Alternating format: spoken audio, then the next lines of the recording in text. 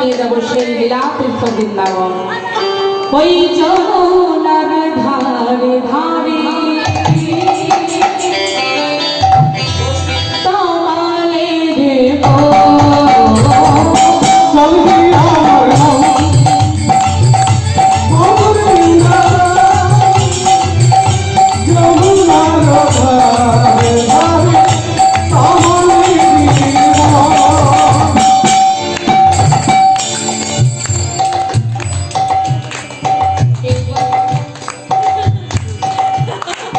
কষ্ট করে তুলতে হবে, কষ্ট না করলে ভগবান লাভ হয় না গো, একটু কষ্ট করতে হবে কিছুক্ষণের জন্য।